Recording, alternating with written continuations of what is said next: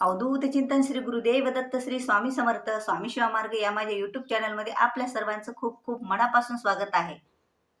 ज्या क्षणी आपण आपल्या घरामध्ये स्वामींचा फोटो किंवा मूर्ती आणलेली असते त्या क्षणापासून स्वामी आपले कुटुंबाचे हिस्सा बनतात. स्वामी आपले संरक्षण करतात.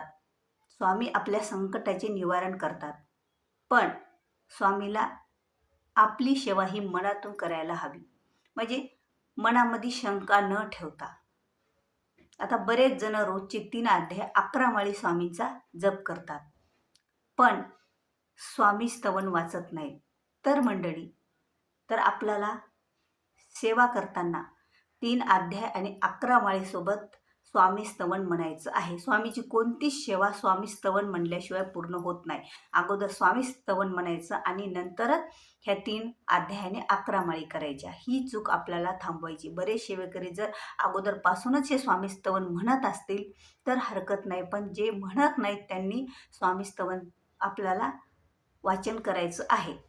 वाचनाला सुरुवात करायची आजपासून करा, कारण आज संकट चतुर्थी आहे आणि गणपती बाप्पाचा दिवस आहे. गणपती बाप्पा हे प्रथम पूजेचे अधिकारी आहेत, तर आपण आजपासून सुद्धा करायला काहीच हरकत नाही. तर आपली दुसरी चूक कोणती?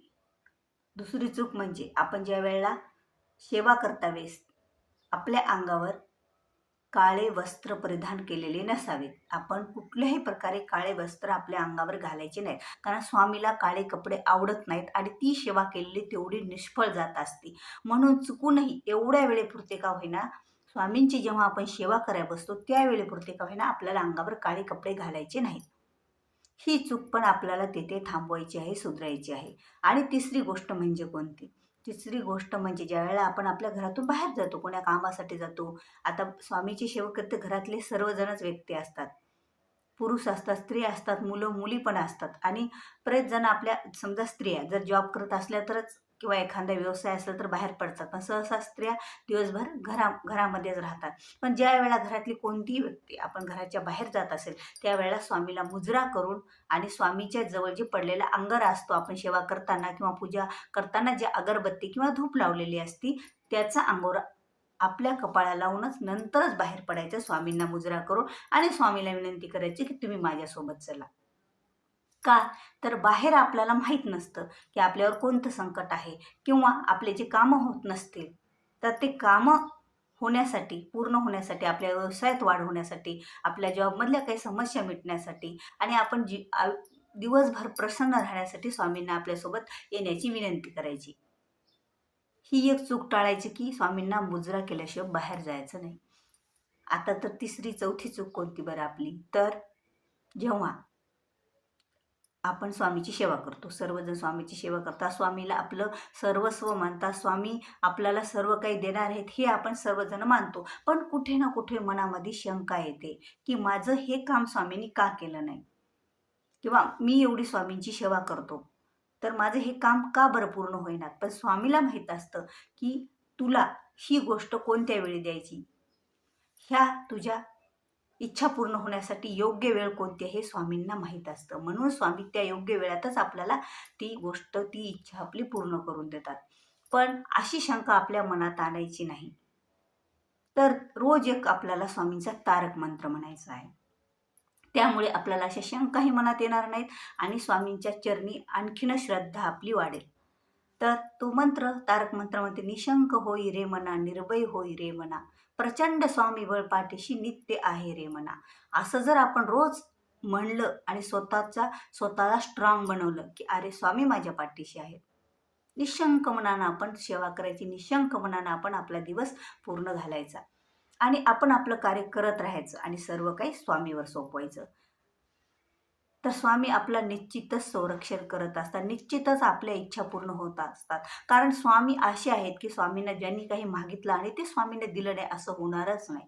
फक्त कुठेतरी आपण चुकत आहोत आणि कुठेतरी आपण कमी पडत आहोत किंवा आपल्या वागण्यामध्ये कुठेतरी असत्यता आहे, हे सर्व स्वामी बघत असतात, त्यांना जाणत असतं.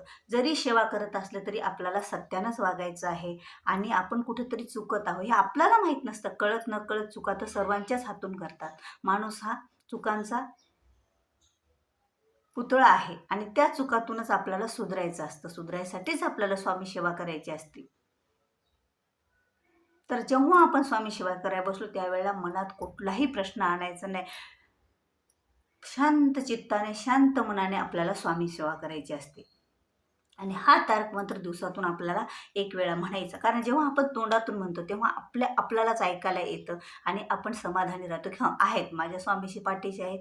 मी जे कार्य करणार आहे ते कार्य माझे पूर्ण निश्चितच होणार. माझ्यासोबत स्वामी आहेत, मला काही घाबरायची गरज नाही. पण आपला मार्ग हा सत्याचाच राहायला पाहिजे. मार्गामध्ये आपल्या खोटेपणा नसायला पाहिजे. तेव्हा स्वामी आपल्याला साथ देत असतात. आणि दररोज स्वामींना मुजरा केल्याशिवाय बाहेर जायचं नाही. दररोज स्वामीची सेवा करताना स्वामीस्तवन पठण करायचं. दिवा अगरबत्ती लावून तर स्वामी सेवा करायची आहे. दिवसातून कधीही करा. असं काहीच स्वामीच्या सेवेमध्ये नियम नाही आहेत की आपण सकाळी उठल्याबरोबरच करावं. स्वामींनी असं दिलेलं आपल्याला आहे की जेवण करून सुद्धा स्वामीला तर आपला शिष्य उपाशी राहिलेला आवडत नाही. आपला सेवेकरी उपाशी राहिलेला आवडत नाही. त्यामुळे आपण जेवण करून सुद्धा ह्या सेवा करू शकतो. पण निशंक मनानं, कुठलीही मनात शंका न आणता. असं म्हणतात की स्वामीकडे जर आपण 10 पावलं चालत गेलो तर स्वामी निश्चितच आपल्याकडे 100 पावले आपल्यासाठी चालत येणार.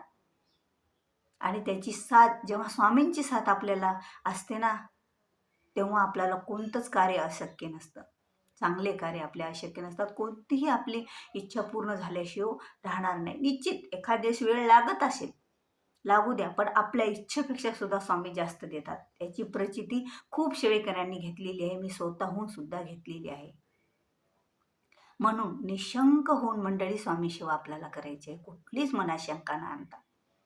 आपल्या घरात स्वामी आहेत म्हणजे आपल्या सोबत स्वामी आहेत, आपल्या कुटुंबाचा हिस्सा आहेत. आपले सर्व दुःख ते जाणतात आणि त्या दुःखातून ते आपल्याला काढणार आहेत निश्चितच. फक्त आपली श्रद्धा, भक्ती, आपली सेवा ही निस्वार्थ भावनेने स्वामींच्या चरणी रुजू करायची असते. व्हिडिओ आवडल्यास व्हिडिओला लाईक करा, शेअर करा. नवीन असाल तर सबस्क्राईब करा. झालेली सेवा श्री स्वामी चरणी अर्पण. श्री स्वामी समर्थ.